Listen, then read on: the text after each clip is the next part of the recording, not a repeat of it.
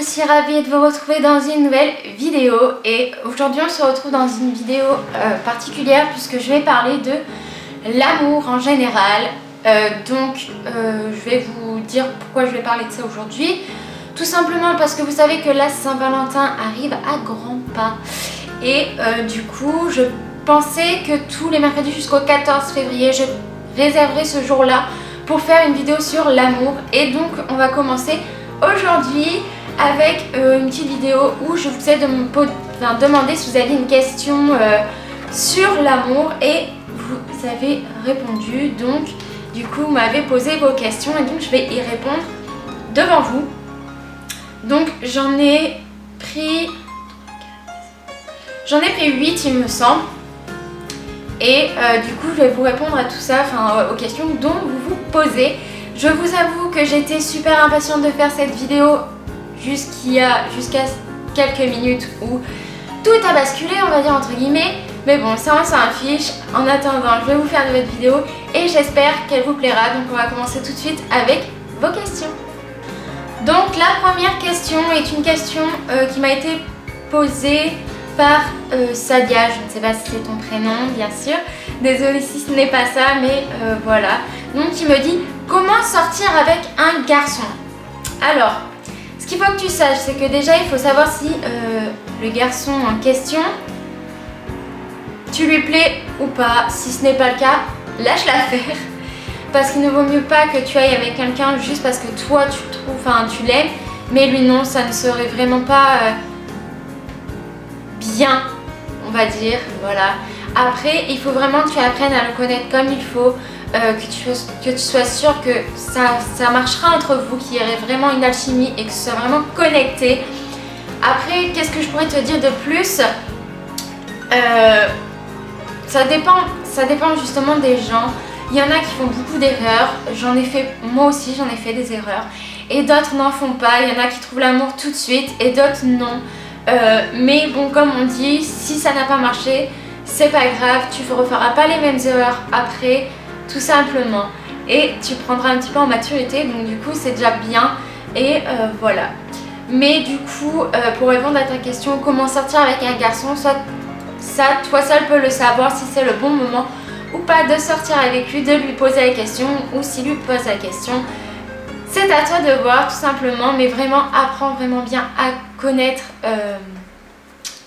la personne et tu verras de toute façon si ça marchera ou pas. La deuxième question est une question de Marina qui me dit comment sait-on que l'on plaît à un garçon ou pas? Tout simplement, il y a des petites manières qui fait que d'un côté c'est que tu dois lui plaire. Déjà s'il commence à flirter un petit peu avec toi, c'est que déjà tu es sûre et certaine que tu lui plais, mais aussi il y a des petites attentions qu'il va faire envers toi qu'il ne fera pas envers d'autres filles. Mais après, ce qui est bien pour savoir ou pas, tout simplement pose-lui la question et tu seras au moins fixé sur ça, et comme ça peut-être qu'il pourra se passer quelque chose entre vous si jamais de ton côté c'est la même.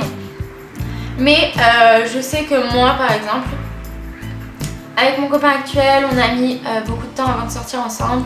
On flirtait ensemble, mais voilà, on s'était jamais vraiment posé et c'est 4 ans après qu'on s'est retrouvés, qu'on s'est posé ensemble.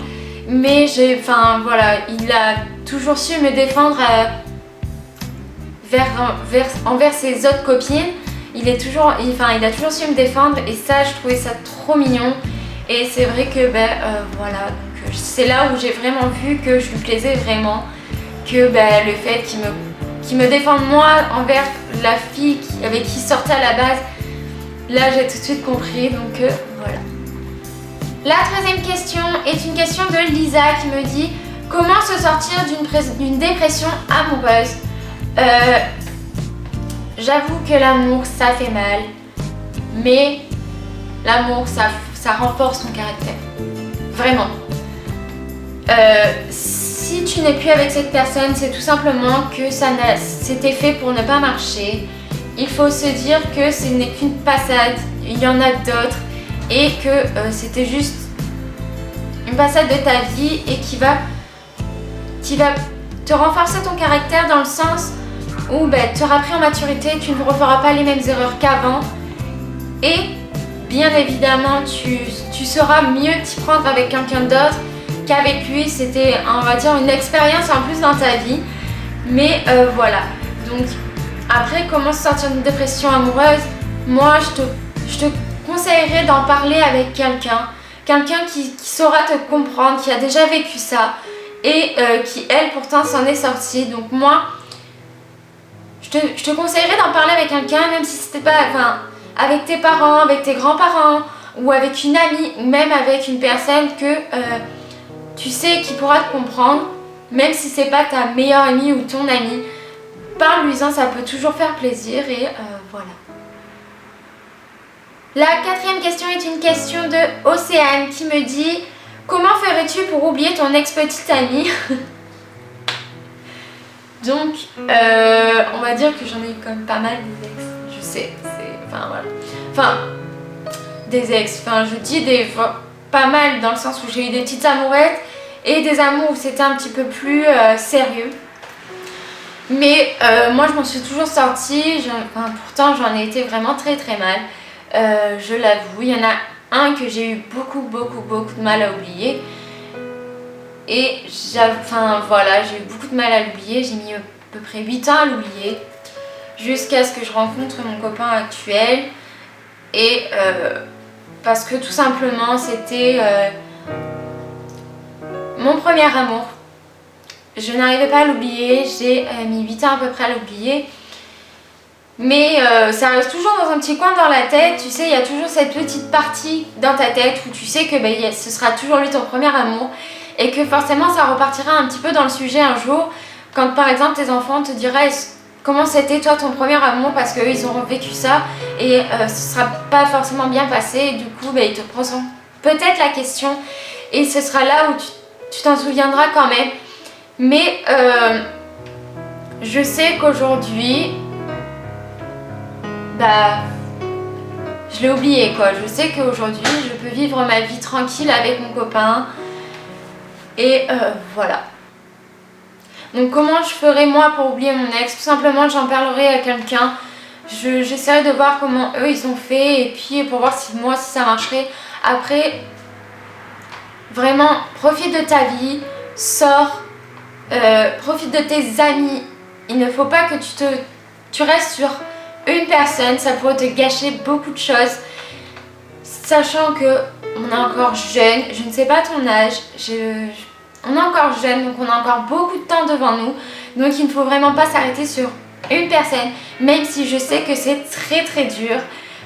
Il ne faut vraiment pas se poser sur une personne parce que ça va plus te gâcher ta journée entre guillemets, ta vie entre guillemets, alors que tu pourrais voir beaucoup plus de choses en n'y pas y pensant.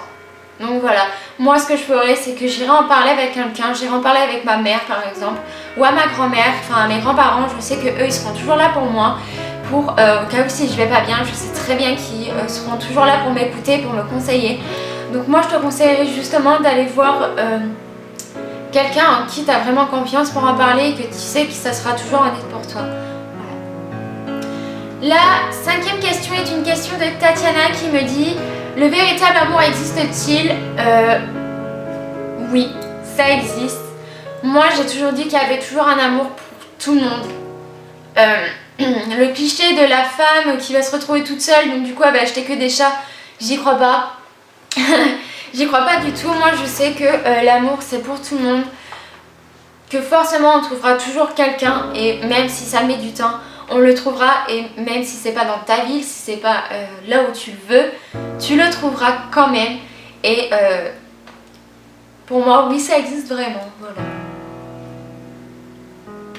La 6e question est une question de Rachel, et celle-là, je vous avoue qu'elle m'a fait vraiment très très rire. La question, c'est: pourquoi les mecs sont tous des connards? Donc elle m'a fait vraiment rire. C'était une question que je pensais pas qu'on allait me poser, mais bon, je vais quand même te répondre. Donc il faut que tu saches que tous les mecs ne sont pas tous des connards, hein. Il y en a forcément qui sortent du lot, même si c'est toujours un mec, hein, ils sont toujours aussi fiers, etc.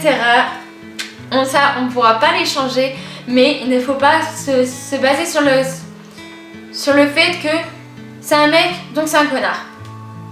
Moi je me suis jamais basée là-dessus et du coup voilà. Mais non, ce ne sont pas tous des connards, il y en a certains qui le sont plus que d'autres.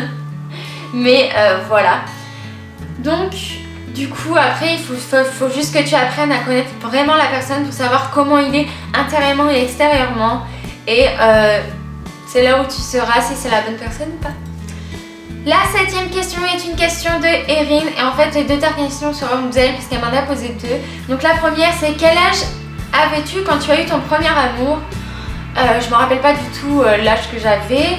Ce que je sais c'est que j'étais au collège. Donc attends, j'ai 20 ans. J'avais 13 ans il me semble. J'avais 13 ans quand j'ai connu le premier amour où c'était vraiment un peu le plus sérieux que j'ai trouvé. Donc c'est la même personne que je vous disais que j'ai mis 8 ans à oublier. Donc c'était cette personne là. J'avais 13 ans et c'était vraiment la première fois avec qui je passais vraiment beaucoup de temps, auquel je m'étais vraiment attachée. Ça m'était jamais arrivé avant d'avoir une attache comme ça pour un mec. Et on s'est quitté, ça m'a fait beaucoup de mal. Et je vous avoue que j'en ai encore un petit peu mal aujourd'hui. Mais j'ai réussi à le surmonter parce que j'ai eu toujours des personnes qui ont toujours été là pour moi, qui ont toujours su me soutenir face à des petites situations comme celle-ci. Mais voilà, j'avais 13 ans pour répondre à ta question. Et donc c'est la deuxième question et donc la dernière question pour cette vidéo. Et c'est pour toi quel est l'âge idéal? Moi je dis que pour l'amour il n'y a pas d'âge.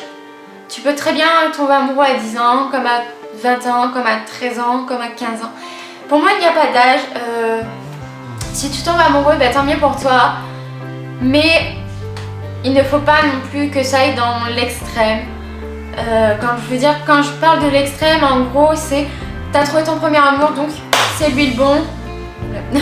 C'est lui le bon. Donc c'est l'homme de ma vie.